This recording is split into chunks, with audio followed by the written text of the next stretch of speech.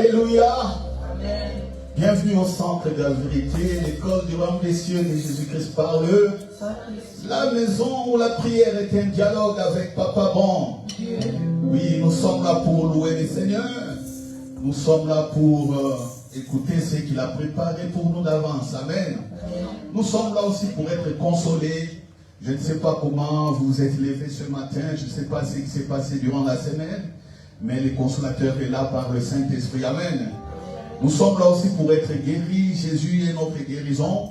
Si vous avez oublié, la guérison est en vous, comme nous sommes en train de le voir. Alléluia. L'Esprit Saint est en vous. La vie divine est en vous. Ce qu'on appelle la vie Zoé. Amen. C'est pourquoi nous allons chanter Jésus est le plus beau nom. Alléluia. Le plus beau nom qui nous a été donné au ciel, sur la terre comme sous la terre. Le nom par lequel nous sommes sauvés. Le nom par lequel Dieu se glorifie. Le nom par lequel Dieu ne ment point. Il n'est pas un homme pour mentir, ni un fils d'homme de l'homme pour se repentir. Le nom par lequel nous avons accès à la divinité royale. Alléluia. Le nom de Jésus, c'est son œuvre aujourd'hui.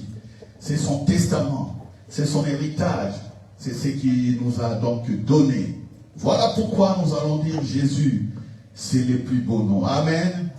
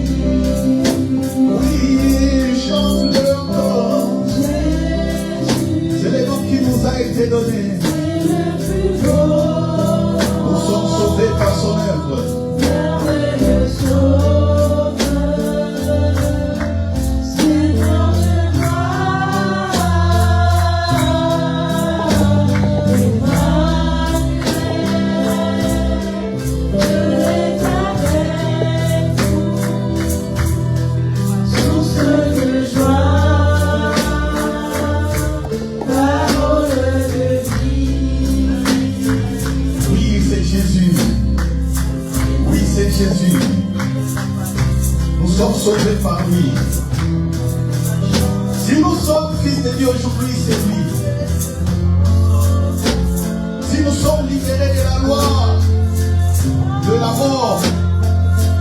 C'est lui encore une fois. C'est encore lui.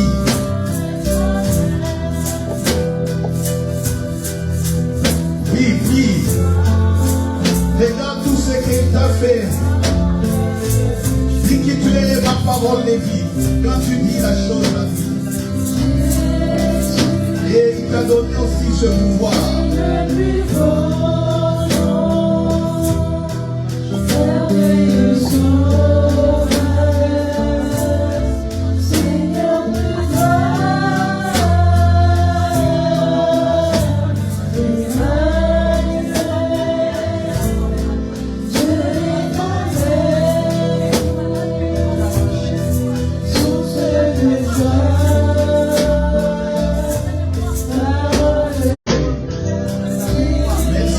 Ce que tu as fait, oh Jésus. Tu n'as pas regardé la condition humaine. Tu as quitté ton trône de gloire.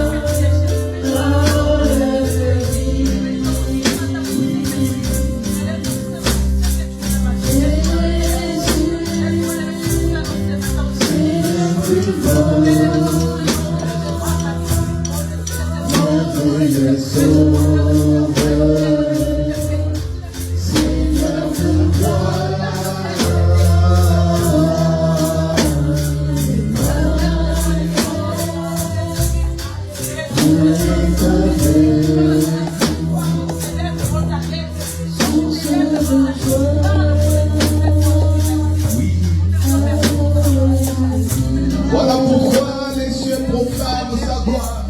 Voilà pourquoi les anges acclament. Voilà pourquoi tous les saints déclarent: tu es à jamais saint, tu es à jamais saint. Alléluia. Oui, 24 heures sur 24 au ciel, là où il n'y a pas de temps, là où il n'y a pas de jour, là où il n'y a pas de limitation géographique, jour et nuit, l'adoration, les louanges, jour et nuit, on te célèbre Saint, Saint, Saint, Saint, Saint, Saint, Saint, Saint.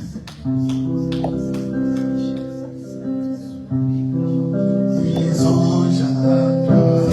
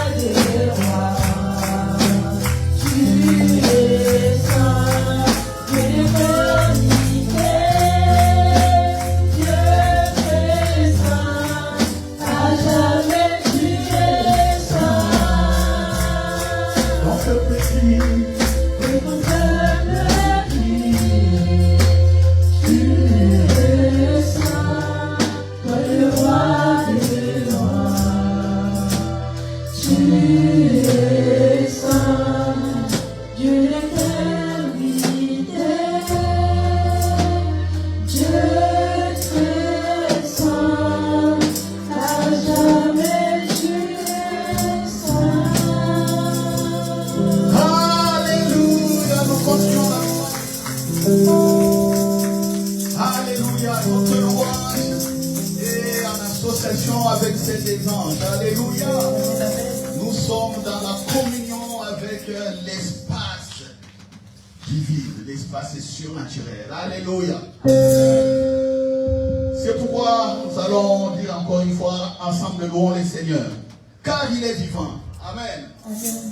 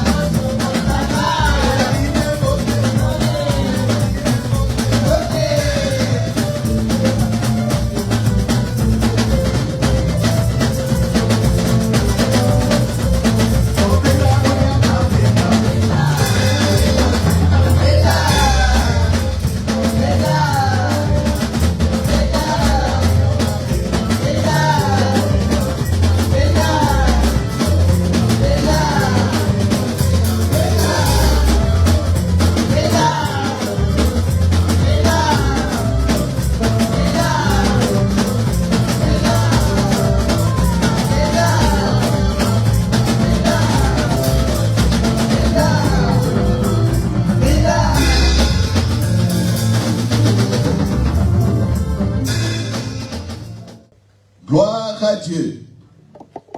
Voilà, c'est comme ça que chacun doit faire son culte chez lui. Voilà, tu es devant ton miroir, tu es en train de tirer le filet, Bendamoniama. Ça, c'est des variantes de louanges qui étaient tout au début quand le mouvement du réveil avait enflammé notre pays. Bendamoniama, c'est-à-dire on envoyait les gens aller évangéliser. Pierre, Jésus lui a dit, jette les filets. Jette les filets, il a jeté les filets, il a recueilli beaucoup de poissons. Moniama, c'est le filet. Quand on te dit jette les filets, on fait allusion à ce que Jésus avait dit à Pierre. Alléluia. Donc toi, tu dois jeter les filets dans la danse, comme dans la pratique, aller aux nations, aller évangéliser. Alléluia. Ok, les danses c'était les 2 Timothée, 2 Timothée, ça c'était les danses. Voilà, aujourd'hui, bon, il y a beaucoup de variantes. Bon, la musique aussi a progressé. Nous acceptons cela aussi longtemps que, et nous l'accepterons aussi longtemps qu'on glorifie le nom du Seigneur Jésus. Amen. Amen. Voilà, nous continuons notre sujet, les royaumes des cieux. Je veux me marier. Les pensées, les sentiments, on rêve déjà du mariage. Ça sera comment? Je vais devenir médecin. On rêve déjà qu'on portera un jour une blouse blanche en train d'opérer, en train de recevoir les gens. Vous voulez aussi vendre au marché. Ah, les gens, les vendeurs pensent déjà comment est-ce qu'ils vont se tenir, comment ils vont parler aux clients, ainsi de suite. Vous voulez aller dans l'armée, certains voient déjà comment ils vont manier les armes. Vous voulez devenir pompier, certains voient déjà comment ils vont éteindre le feu, ainsi de suite. Tout c'est au niveau des pensées. Alors tu ne peux pas aller au-delà de tes pensées. Impossible. Soit tu fais moins que tes pensées, soit au plus tu fais au niveau de tes pensées. Parce que tu peux penser un jour peut-être devenir architecte, mais tu n'arrives pas. Tu peux devenir un jour, certains pensent qu'ils vont se marier, mais au bout du compte, ils se retrouvent, ils ne sont pas mariés. Mais moi, je ne dis pas ça ici parce que nous sommes dans la grâce. Moi, je vois toute l'église avec des mariés femmes. Alléluia. Avec des enfants. C'est comme ça que l'église grandit. Donc, soit tu fais moins que tes pensées, soit tu seras bloqué au niveau de tes pensées. Alors, si tes pensées-là ne sont pas les pensées de Dieu, tu rates le plan qui a été préparé d'avance. Oui. Tu peux rater le plan qui a été préparé d'avance. Est-ce que quelqu'un me comprend? Est-ce que quelqu'un me comprend? Allô. Est-ce que quelqu'un me comprend? Amen. Donc tu peux, soit, comme je disais, rater le plan qui a été préparé par Dieu. Alors, nous sommes en train de voir aussi la guérison dans ce sens-là. Les pensées, toujours les pensées. Les pensées de guérison. Qu'est-ce que tu as dans tes pensées? Et la fois passée, je vous ai dit, je vous ai montré comment Jésus a guéri les gens. À certaines personnes, il les a touchés, la belle main de Pierre. Il a touché ou il a imposé les mains. Il y a d'autres qui étaient simplement venus dans la présence de Jésus. Jésus leur a dit, allez vous faire présenter là chez les sacrificateurs. En cours de route, les 10 lépreux étaient purifiés. Mais un autre lépreux était venu. Jésus, il a posé la question à Jésus, Seigneur, veux-tu vraiment me purifier? Jésus dit, je le veux, il les touche. Et puis la lèpre l'avait quitté. La lèpre qui est une maladie à l'époque inguérissable si ce n'est par la grâce de Dieu. Donc on ne pouvait pas guérir la lèpre. Il n'y avait pas de médicaments. Aujourd'hui, je ne sais pas si ça a évolué au niveau de la science. Il me semble qu'il y a beaucoup d'évolution au niveau de la science. Mais c'est compliqué pour certains. Alors, je vous disais, Jésus avait dit aussi que vous imposerez les mains aux malades et ils seront guéris. Mais lui-même, quand il opère de plusieurs manières. C'est ce que vous devez retenir. Alléluia. Et nous allons continuer sur ça pour que vous compreniez que la guérison, c'est d'abord un produit de grâce. Nous sommes dans la guérison. Si vous croyez, vous le vivez, vous croyez vraiment, vous verrez que la guérison va se manifester en vous. Et une fois que c'est fait, en ce moment-là, vous allez vous projeter vers les autres personnes. Parce que certaines personnes viennent à l'église comment? Ils sont malades, tu pries pour lui, il est guéri. Il dit, ah, comment tu as prié pour moi, je suis guéri? Oh non, j'ai prié. Tu lui montres dans la Bible comment Jésus a fait. La personne va te suivre parce qu'il verra que cet aspect-là de guérison lui manque. Vous voyez? Donc, c'est important de connaître cela et d'être à l'aise.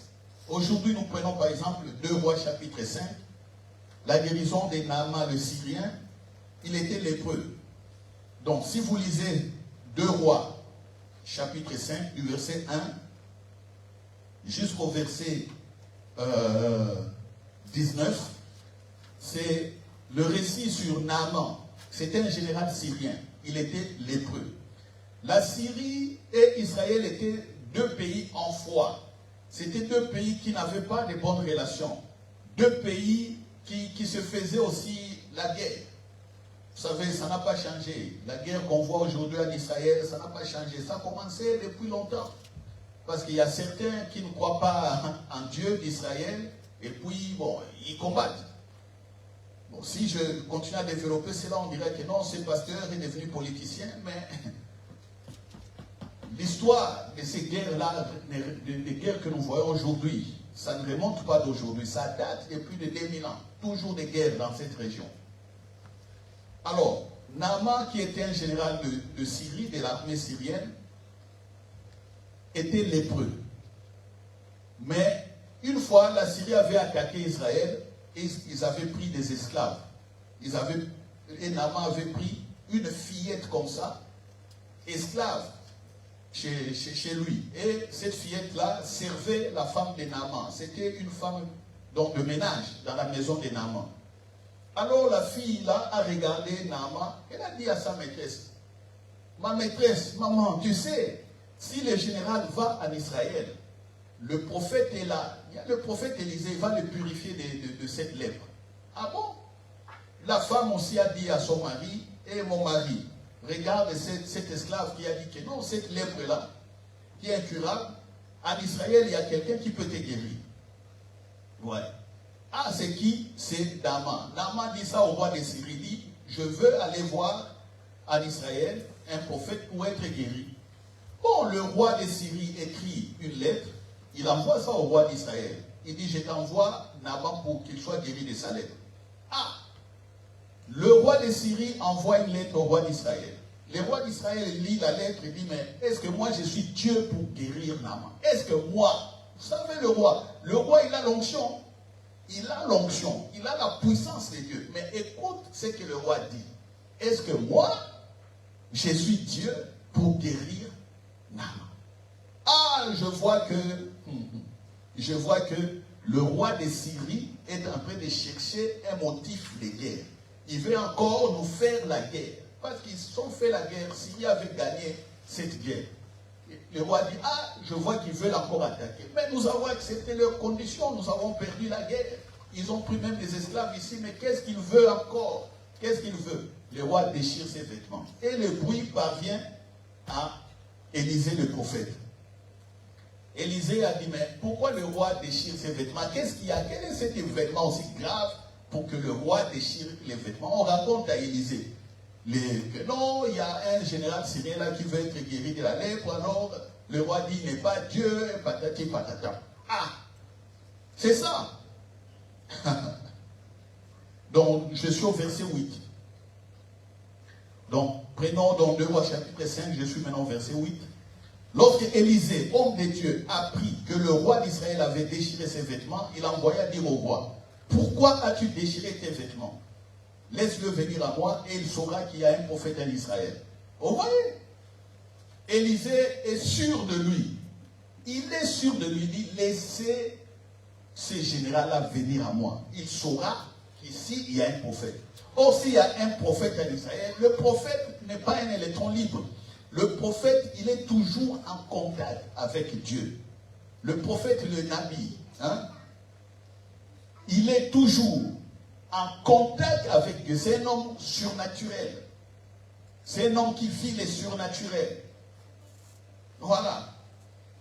Il a dit simplement, laissez-les venir à moi, il saura qu'il y a un prophète. S'il dit, s'il saura qu'il y a un prophète ici, ça veut dire aussi, il saura que nous avons le véritable Dieu qui peut guérir ça. Vous voyez la semence? La guérison au niveau des pensées. Nous sommes en train de prêcher sur la guérison, mais mon frère, ma soeur, quelle est ta pensée sur la guérison? Quelle est ta pensée sur la guérison? Quelle est ta pensée, mon frère, ma soeur? Quelle est ta pensée? Est-ce qu'un jour, tu pourras dire à quelqu'un, envoyez-les chez moi, qu'ils viennent ici, moi je vais les guérir. Est-ce que tu peux dire ça un jour?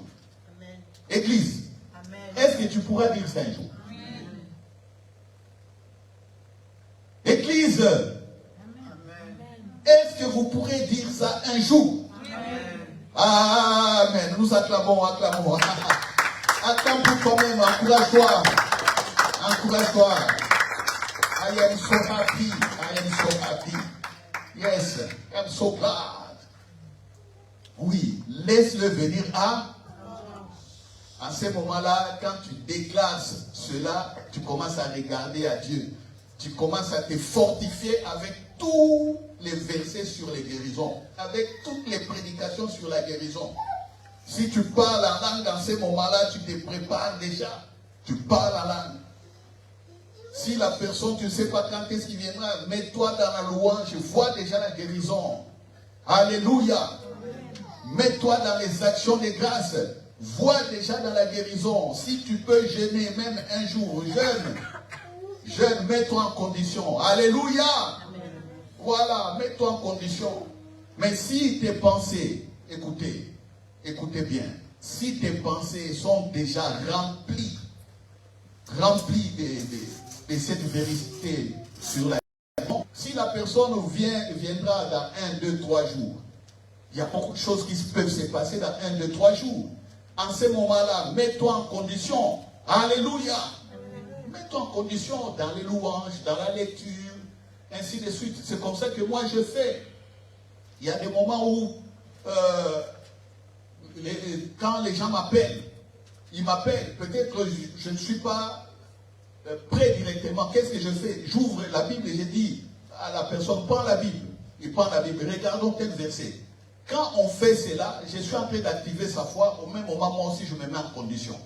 Je dis, tu vois ce qui est écrit? Ok, tu as compris? Oui. Maintenant, on va prier. Je prie pas guérison. Alléluia. Parce qu'il y a certaines personnes qui ne connaissent pas ces vérités.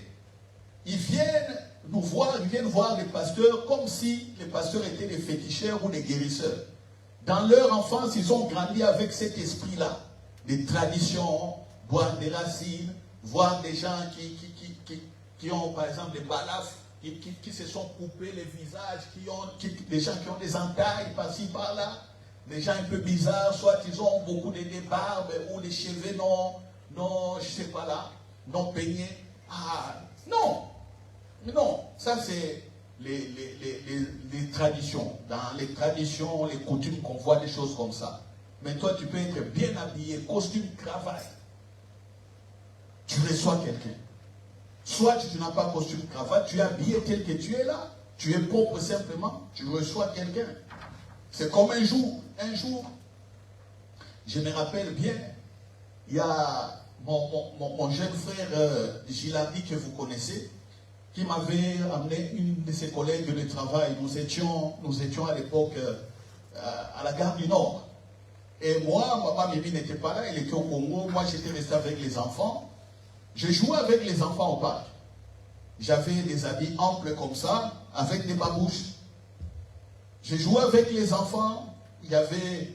Ah oui, Asiel était vraiment bébé. Je me rappelle qu'il ne voulait pas manger à l'époque. Lui, il buvait que du lait. Il était mince là. J'ai joué avec eux au parc. Et puis, je reçois un coup de fil. Oh non, pasteur, est-ce qu'on peut te voir? Il y a vraiment une amie qui a besoin d'être aidée ici. J'ai dit, ok, venez. Comme ils ne travaillent pas loin, ils sont venus. Et la demoiselle m'a vu, j'étais en babouche, avec des habits là, africains un peu amples, mais c'était un short jusque là. Et je leur ai dit, c'est lui le pasteur. Ah! Quand cette sœur-là m'a regardé, elle-même dans son intérieur, elle a dit, mais les pasteurs ne peuvent pas être comme ça. Pour elle, les pasteurs, dont je devais avoir une bonne prestance. Donc quand elle allait me voir, donc je devais être, je ne sais pas, bien habillé, costume ou bien ou cravate. Je ne sais pas. Mais moi j'étais là, j'étais au parc, j'ai joué, j'ai couru avec les enfants, on jouait. C'est dans ces conditions-là que cette demoiselle est venue. On monte à la maison. Quand on est monté, on commençait à monter à la maison, dans l'ascenseur tous ensemble. Moi, je commençais à parler en langue dans l'ascenseur. Et cette demoiselle disait, mais quel est cet homme? D'abord, il est mal habillé, il est mal présenté. On rentre de l'ascenseur, il parle, c'est quoi ça? C'est un féticheur ou quoi? Vous voyez jusqu'à quel point cette demoiselle pensait sur moi. Vous voyez? On arrive, je le reçois à la maison. Alors, je peux vous servir quoi? De l'eau. Ok, c'est bon. Qu'est-ce qu'il y a comme problème? Oh non, bon. Pasteur, je veux simplement que tu pries pour moi. Ah bon? Mais quel est le problème? Oh non, oh non, oh non, bon. Mais prie pour moi simplement. Ok, ça va. Mets-toi debout là. Il s'est mis debout. J'ai commencé à prier pour elle. Quand j'ai prié pour elle, l'onction est descendue tellement puissamment. J'ai vu la personne commencer à transpirer, s'il vous plaît. Transpirer donc d'un coup. On est à la maison, mais la sueur commence à dégouliner. La sueur. C'était la puissance du feu de l'onction. Alléluia. Amen. Alléluia. Amen. À un certain moment, il était debout là et commençait à avoir des vertiges. Et on l'a tenu, on l'a tenu, on l'a tenu. La personne a sué. C'était comme ça. Ok, c'est bon, c'est fini, c'est fini. Gloire à Dieu. Alors elle dira, j'ai dit ceci. Ah, tu sais que moi je ne croyais pas que c'était le pasteur. Regarde comment il était habillé, regarde comment il priait à l'ascenseur, qu'est-ce qu'il a fait à l'ascenseur, et voilà. Et je croyais qu'il allait, je ne sais pas faire quoi, mais j'étais surpris. C'est vraiment un pasteur, un homme de Dieu. Vous voyez? Donc les pensées de la demoiselle étaient autres. Sur le pasteur, sur même la manière de prier pour la guérison. Ou la prier pour elle. Parce qu'elle n'était pas venue pour une maladie. C'était autre chose. Mais Dieu s'est manifesté aussi autrement. Et c'est la première fois aussi pour moi que je vois qu'en priant pour quelqu'un, il commence à transpirer d'un coup. Ça, je n'avais jamais vu. Mais plusieurs fois ça arrive. Mais là, c'était, j'impose les mains, je commence à prier, la personne commence à transpirer. Alors, c'est comme ça que je vous dis au niveau des préparations. Donc, quand vous êtes préparé au niveau de la pensée, vous n'aurez pas trop de tralala à faire. Dès que la situation se présente, hop, vous attaquez directement. Alléluia. Amen. Alléluia. Amen. 9. Naaman vint avec ses chevaux et son char et il s'arrêta à la porte de la maison d'Élisée. Élisée lui fit dire par un messager, va et lave-toi 7 fois dans le Jourdain, ta chair deviendra saine et tu seras pur. Naaman fut irrité, il s'en alla en disant, voici, je me disais, il sortira vers moi, il se présentera lui-même, il invoquera le nom de l'Éternel, son Dieu, il agitera sa main sur la place et guérira les lépreux.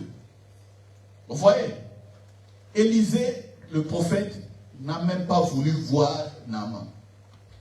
Il a dit à un de ses disciples, là, va dire. Vous voyez les enfants, vous voyez quand je vous parle des disciples, imaginez que quelqu'un vienne. Je vous dis, bon, c'est toi Christivie, et tu vas aller prier pour lui. Qu'est-ce que tu vas faire? Je vais aller prier pour lui. Tu ne vas pas fuir? Non. Hein? Parce que ça arrivera. Ça arrivera un jour. Va prier. Moi, je dis simplement, va prier. Tu crois ce que je te dis, tu vas, tu verras. Parce qu'il y a certains qui ne sont pas encore activés au niveau de l'onction. Il faut les booster. Il faut les pousser. Moi, je vais te pousser comment? Il y a un cas, je te dis, va, fais ça. C'est tout. Moi, j'ai la pensée. Moi, je sais. Et moi, je te communique simplement le courage. Et j'active ta foi avec ma parole. Va et fais.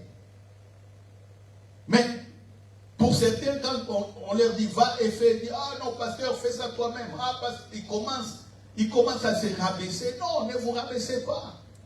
Je vous dis toujours, ce sont des opportunités pour que vous voyez comment vous grandissez dans le Seigneur. Si vous n'imposez pas les mains à quelqu'un, si vous ne priez pas pour quelqu'un, comment est-ce que vous saurez qu'il y a la puissance de guérison en vous? Amen. Comment? Beaucoup de choses, je vous dis beaucoup de choses, Dieu ne les dit pas d'avance. Que voici, je t'ai donné telle puissance, telle grâce. Non. Dieu te demande de croire en Jésus. L'œuvre de Jésus, le plus beau nom, c'est l'héritage. Quand tu crois ça, et le Saint-Esprit commence à manifester le reste. C'est ça l'attitude à avoir. Mais si vous n'avez pas cette attitude-là, vous allez échouer. Regardez Naaman ici. Le prophète envoie un disciple. Il dit, le prophète a dit, va te laver 7 fois. Au Jourdain, ta lèpre va finir. Ah! Naaman était fâché. Naaman, dans sa pensée, il faut que le prophète sorte lui-même. Le prophète vienne regarder lui-même, que le prophète mette le doigt là où il y a des plaies, il y a la lèpre, pour examiner si c'est vraiment la lèpre. Il dit que non. Les prophètes devaient d'abord le consulter comme un médecin. Ce que Naaman dit là, il dit mais non, il devait venir, il ne m'a pas consulté. Comment il ne m'a pas consulté? Et il me dit d'aller me baigner. Dans la pensée de Naaman, c'est autre chose. Pourquoi? Pourquoi? Vous savez, dans l'Ancien Testament, je vous ai dit, Lévitique chapitre 14, comment Dieu avait dit à Moïse, comment guérir la lèpre. Il fallait que la personne vienne. Il fallait que les sacrificateurs observent, fassent des consultations. Il envoie la personne 1 semaine en quarantaine, c'est-à-dire tu ne dors plus avec les gens, tu restes plus avec les gens, tu sors de la ville quelque part loin, tu restes là.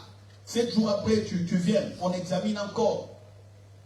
Si les plaies continuent, si vraiment c'est la lèpre, on prend maintenant 2 oiseaux, on coupe un oiseau, on met le sang dans un vase, on prend l'oiseau qui était vivant là, on le plonge dans l'eau là qui a été ensangantée là, on met ça, mélangé avec du sang, on laisse partir l'oiseau et puis on prend des lysopes, une plante, on met ça, et puis on commence à badigeonner et on fait des aspersions comme ça, voilà, et puis on t'envoie encore 7 jours, va te cacher pour voir si la lèpre est finie. Des trucs de cérémonie comme ça.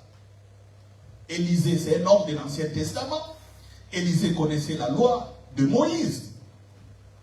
Élisée savait que Dieu avait dit aux sacrificateurs, s'il y a des lépreux, comment vous devez les guérir. Mais au temps d'Élisée, combien de lépreux ont été guéris? Personne. Aucun lépreux n'a été guéri dans les temps d'Élisée. Pourtant, Dieu avait dit. Ça veut dire quoi? Quand Dieu a dit faites, commencez à faire, ça ne marche pas. C'est-à-dire, le peuple n'était plus avec Dieu. Si Dieu n'est pas avec vous, il retire sa grâce. Même s'il a dit, il retire. Et ça ne marchait pas. Mais regarde Élisée. Élisée, il ne parle pas comme un sacrificateur. Il ne veut pas faire des choses comme un sacrificateur. Il ne veut pas prendre des oiseaux tués, couper les ça, mettre dans l'eau, commencer à faire l'inception, badigeonner. Non. Il a dit, va, jette-toi 7 fois. Naaman s'est fâché, il est parti. Il a commencé même à me dire, oh non, mais en Syrie, on a des fleuves qui sont beaucoup plus propres que les Jourdains. Les Jourdains, c'est fleuves boueux. Moi, je dois aller me jeter dans la boue, pendant que chez nous, il y a des fleuves qui sont plus propres. C'est quoi ça? Ces soldats ont dit, non, chef, le prophète a dit quelque chose de simple. Chef, s'il te plaît, chef. C'est simple, chef. Jette-toi simplement 7 fois. Ce sont les soldats qui lui ont dit ça. Regarde au verset 13. Les serviteurs. Mais les serviteurs de Naaman, mais ces serviteurs s'approchèrent pour lui parler et dire, mon père, si le prophète t'a demandé quelque chose de difficile, ne l'aurais-tu pas fait? Combien plus dois-tu faire ce qu'il t'a dit? Lave-toi et tu seras pur. Donc, Naaman, pour lui guérir la lèpre, c'est des consultations, c'est des trucs, des quarantaines, des trucs compliqués là. On lui dit, c'est facile, lave-toi 7 fois, jette-toi 7 fois. Ouais. Et quand on a supplié, il a compris. 14, il descendit alors, il se plongea 7 fois dans le Jourdain selon la parole de l'homme de Dieu. Et sa chair redevint comme la chair d'un jeune enfant et il fut pur. Vous voyez? Naaman a été purifié.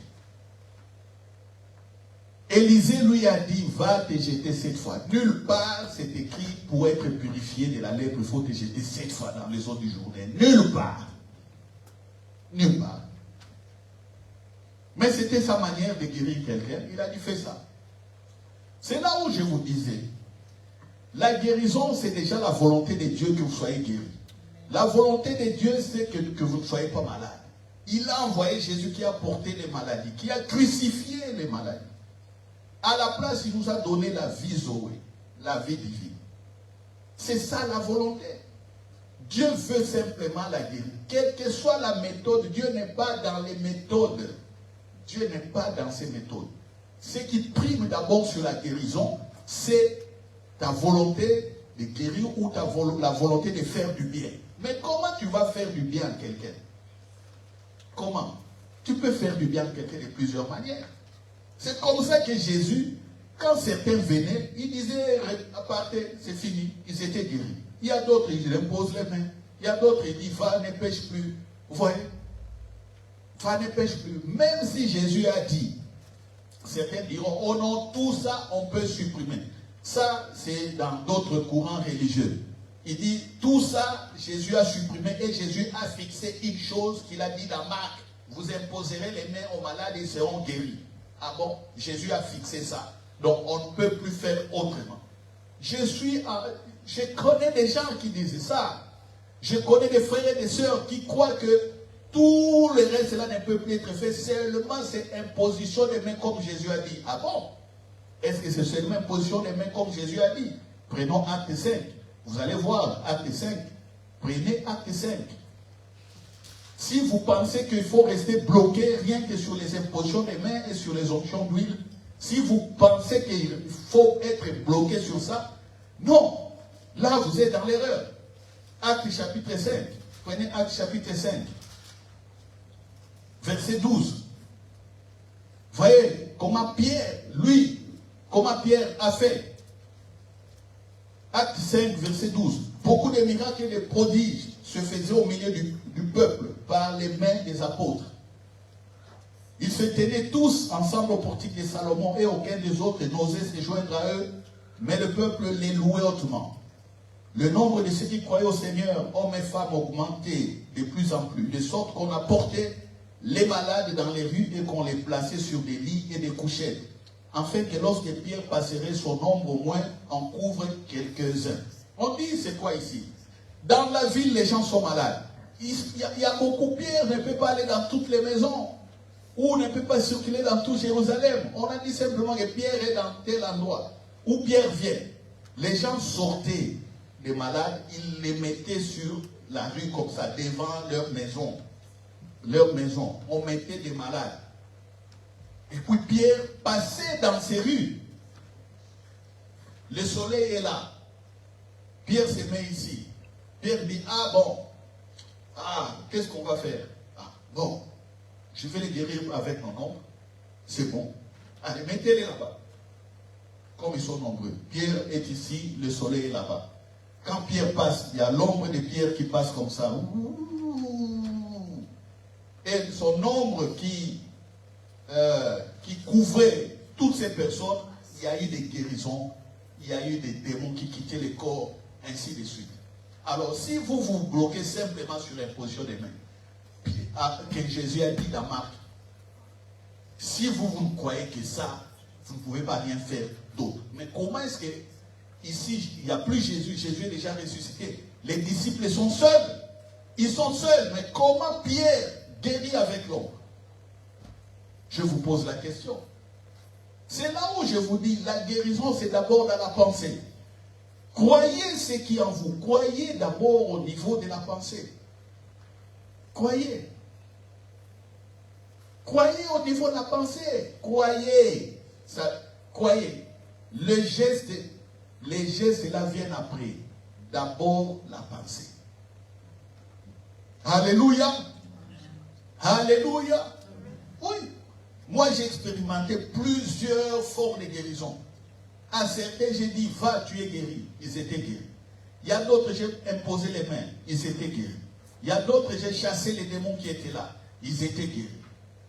Il y a d'autres, je leur ai dit, venez toucher ma veste. Ils sont venus me toucher le costume ici. Bah! Ils étaient guéris. Vous voyez? Il y a d'autres, j'ai dit, assieds-toi dans ma voiture, assieds-toi là, tu seras guéri. Il y a d'autres, mes pieds simplement, j'ai dit, tu vois là où je suis debout, là où je suis debout, j'enlève il y a des moments où j'étais en babouche comme ça, j'enlève Ah oui. Ah oui. Oui. Ils étaient guéris. Paul, c'était comment? Les gens viennent avec des étoffes, comment on dit, des tissus, comment on dit ça, des châles, des foulards, on met sur le corps de Paul, on prend ces foulards, on va très loin, même 20, 50 km plus loin, on va poser sur des malades là-bas, les malades étaient guéris. Ah, vous voyez? Vous voyez? Et j'ai vu des églises qui disent que l'onction, il n'y a que dans des tissus que l'onction peut être portée. Ils ont écrit ça dans leur, comment on dit, dans leur statut. Quand on créait l'église, je lisais aussi les statuts des autres églises. Quelle est leur confession de foi? Quant à l'onction, nous croyons simplement que l'onction peut être dans les tissus parce qu'ils ont vu chez Paul. Ils ont vu chez Paul. Ils se limitent là. Donc, si tu par la grâce de Dieu, tu guéris autrement la personne, automatiquement, il te qualifie de diable. Tu es démoniaque. Tu es une avait parcouru les rues avec son ombre guérissant les gens. Avant lui, personne aussi n'avait fait ça. Jésus lui-même est venu. Il n'a pas appliqué la loi de Moïse. Avec des lisopes et des oiseaux. Lui, il parlait, il faisait beaucoup d'autres choses. Alléluia. C'est ça la liberté dans l'esprit. Et moi, je crois à ça. Je crois à ça. Et comme j'ai vu de plusieurs manières les gens être guéris, je suis libre. Il y a d'autres guérisons. J'ai dit simplement, bon, c'est fini, prends ce verre d'eau, bois. Comment tu as été guéri? Il m'a donné un verre d'eau. Si on écoute ça aujourd'hui sur YouTube, même ce que j'ai dit là, les morceaux que j'ai dit, il y a des spécialistes qui vont couper tout ce que je suis en train de dire là et mettre ça sur YouTube. Voilà. Il dit soit miniature. On va te monter dans la miniature. Moi, je ne comprenais pas c'est quoi. Miniature, c'est-à-dire on va s'asseoir sur ton nom et vraiment parler sur toi. Vous savez, je m'expose par la foi. Tout ce que je suis en train de vous dire là, c'est une exposition de ma vie. De ma vie. Bois, c'est fini. Tu es guéri. Alléluia. Amen. Alléluia. Amen. C'est simple. C'est la pensée. C'est la pensée. Donc, j'utilise, je peux exprimer la guérison de plusieurs manières. L'essentiel est que, au fond de moi, que je désire que la personne soit guérie. C'est tout. Comme je vous disais la fois passée, Maman Flavie veut que je prie pour elle pour partir à Kinshasa. Même au fond de moi, je vais prier pour elle. Mais je ne le fais pas comme ça. J'ai dit, va t'asseoir là-bas. C'est fini. Elle est partie s'asseoir. Est-ce que pour prier pour quelqu'un, on demande à la personne d'aller s'asseoir quelque part? Non. Certains diront, ah, là où il t'avait dit d'aller t'asseoir là-bas, il y avait un démon qui l'avait laissé là-bas. Si on coupe ça, il y avait un démon là-bas parce que ce n'est pas possible. Ils n'ont jamais vu ça. Vous voyez? Vous voyez? C'est ça. Donc, si on... voilà pourquoi, si on va quelque part, on voit des gens avec des bouteilles d'huile. Bouteilles d'huile. Qu'est-ce que tu fais avec cette huile? Oh non, on avait prié pour cette huile dans notre église. Ah bon? C'est l'onction d'huile. Ah bon? Il garde la bouteille. L'onction. On avait prié pour ça. C'est pour faire la guérison onction. Il ne sait pas lui-même les temples du Saint-Esprit, l'onction est en lui. Il met la foi dans une fiole comme ça, qui vient de quelque part, parce qu'on a dit qu'on avait prié pour ça, il y a la grâce. Voilà. Je ne dis pas que c'est mauvais, parce qu'on avait posé aussi les étoffes sur le corps de Paul. On a amené ces étoffes là-bas, les gens là étaient guéris. Tu peux communiquer maintenant l'onction en tout. Ta maison est remplie de la présence de Dieu. Est-ce que dans ta maison, tu as pris l'huile d'onction, tu as badigeonné partout, tu as coloré, tu as huilé toute la maison? Je connais quelqu'un qui avait huilé toute sa maison. Tout comme je connais quelqu'un qui avait salé toute sa maison. Demandez à maman Élise, une dame, vers Saint-Jos là-bas. On lui a dit que pour chasser les démons, il faut jeter du sel partout. Je rentre de la maison, on regarde l'épaisseur de sel comme ça. Elle ne faisait qu'acheter des sacs de sel jetés partout dans la maison. Je rentre comme ça, dans cette maison, du sel partout. J'ai déjà vu ici à Bruxelles. Un tapis de sel dans une maison. Tapis de sel. J'ai dit à la dame, avant que je prie pour toi, tu dois balayer tout, aspirer tout. Enlevez-moi tous ces sels. Quand je vous dis, j'ai vu, tapis de sel, 1 centimètre, comme ça. Partout tu marches, du sel. Dans la chambre, du sel. Cuisine, du sel. Partout, du sel. Pourquoi on a dit, il y a des démons qui la dérangent, il faut les chasser avec du sel. Oui. Quand une dame, elle, on a pris de l'huile, on a mis partout, dans les rideaux, partout. Les rideaux, l'huile coulait comme ça sur les rideaux. Tac, tac, tac, tac. Vous voyez? Elle a pris les rideaux, elle a dû faire plusieurs machines à laver. Parce que ces rideaux coûtaient cher. Elle m'a dit ça, moi j'ai écouté simplement. Je ne pouvais pas trop contrer. C'est proclamer ce que tu dis. Travailler, ce sont les actes que tu fais. C'est tout. Alléluia. Amen. Gloire à Dieu. J'espère que nous sommes en train de comprendre. Les dimanches prochains, nous allons encore comprendre. Alléluia. Amen. Il faut que vos pensées soient moulées, soient bien plongées, immergées dans la pensée de guérison. Immergées. Et qu'on ne vous trompe pas. Qu'on ne vous trompe pas. Voilà. On peut se mettre debout.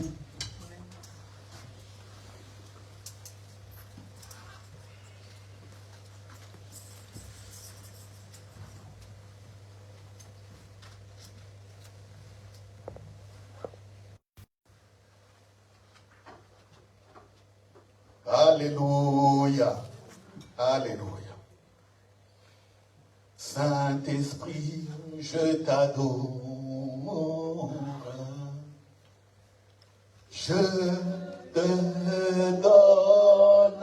ma vie.